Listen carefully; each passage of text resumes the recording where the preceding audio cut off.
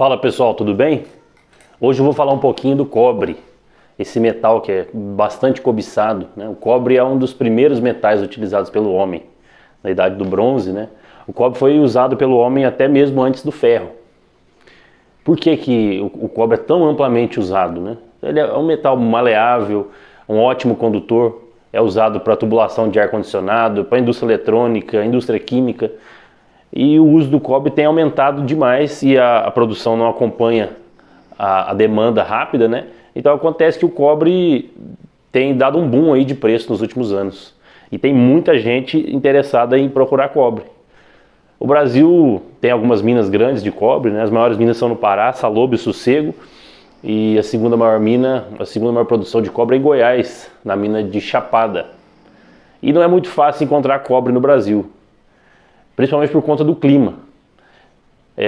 Eu vou dividir aqui esse pequeno vídeo em duas partes, falando para você, te ensinando a encontrar cobre em clima árido, seco, frio, para quem está procurando cobre no Nordeste, no Sul, no Rio Grande do Sul, no Sul de São Paulo, no Paraná, em Santa Catarina. E a outra parte é para quem está procurando no Centro-Oeste, Goiás, Mato Grosso e na Amazônia, no Norte. Bom, por que disso? O cobre não é como o ouro, que se concentra no solo. Todos os elementos químicos, todos os metais geralmente são formados nas rochas, né? Então uma rocha ígnea, sedimentar ou metamórfica, e essa rocha vai, ao longo dos anos, vai apodrecendo, né? O termo geológico é intemperizando, né? Mas ela vai se decompondo, né? Vai virando terra, vai virando solo, vai virando rocha podre. E alguns elementos químicos se concentram, e outros vão se perdendo, vão se lixiviando com a chuva batendo, rio, vento batendo, esses elementos vão indo embora. O cobre, ele se comporta assim, num clima quente e úmido, num clima do Centro-Oeste, no clima da Amazônia, de parte do Nordeste, o cobre vai embora. É como se fosse você misturar açúcar na água para fazer um café, né? Então você joga lá umas 5 colheradas de açúcar para você fazer o seu café e vai ficar aquele açúcar no fundo. Se você começar a esquentar aquela água, aquele açúcar entra em solução, ele se dissolve na água. Então o cobre é a mesma coisa, você tem um clima quente, úmido, o cobre não vai ficar o cobre que ele eventualmente formou um depósito ali, aquelas rochas vão apodrecendo e aquele cobre vai indo embora. Então para você pegar o cobre, você tem que pegar na rocha fresca, na rocha pura, né? Na laje, como diz o garimpeiro.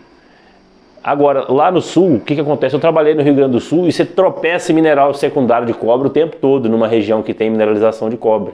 Porque o cobre se concentra lá, o cobre não vai embora. O cobre é escandaloso, ele forma minerais de cores bem vivas, verde, chamativo, a malaquita, a crisocola, a lazulita.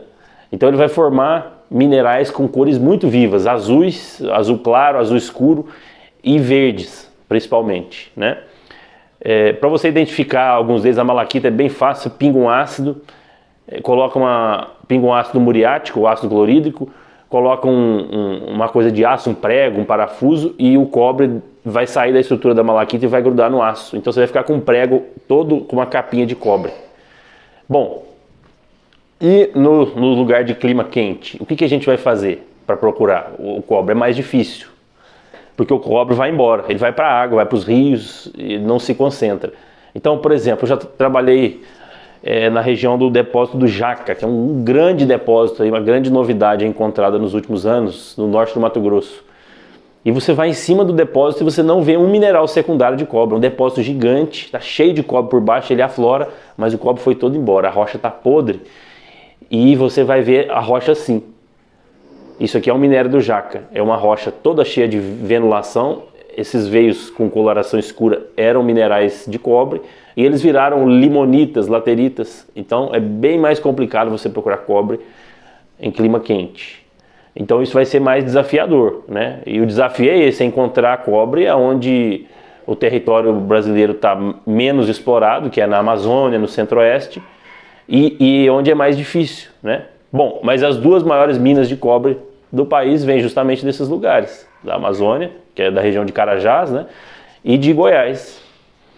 Então, o que a gente vai ter que procurar?